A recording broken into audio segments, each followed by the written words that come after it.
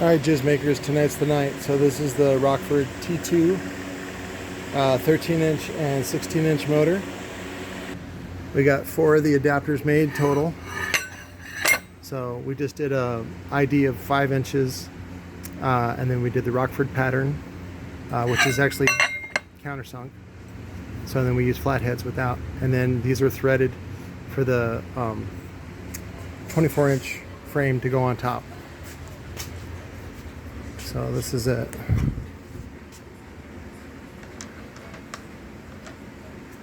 And then it looks like it uses a 11-inch or a 12-inch spider landing, but I'm not going to use that, even though those do exist from lower to base.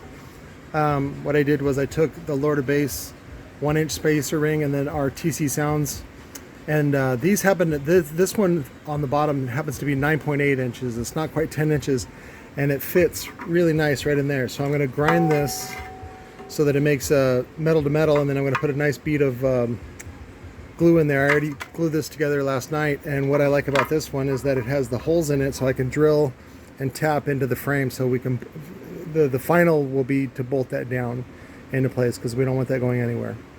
So, and then I have the coil ready to go. Let me grab it real quick. So I've been up all night, so I'm a little weird. And then I had a bunch of clients in coming this morning. They're like, "Are you okay?" I'm like, my back hurts. I don't know, whatever. So anyways, it goes in there. I'm gonna wire it to single 2 ohm, and then I'll probably, no, I think I can do terminals right here. Do a drill and a tap, and then just do a spring terminal on one on each side, 4 gauge, because they're wiring it up. There's gonna be 4 of these total. So, oh, there is a terminal, but this, look at that. This is weak ass shit, man. Some of the coils were like exploded and shit. It was kind of funny. Oh, it's a little push terminal. That's cute for a big woofer like this. Yeah, it's going to be much more hardy, and it's going to have a good 2.5 inch peak to peak. That's really going to move a lot of air, being a 24 inch. Let me get the cone so we can check it real quick. So looks like we're going to have to trim that landing a little bit, like a 1/4 inch off. It's fine. Of course, I'd rather use the lower to base frame, but this frame is perfectly good, so there's no reason not to use it. We just have to trim it a little bit.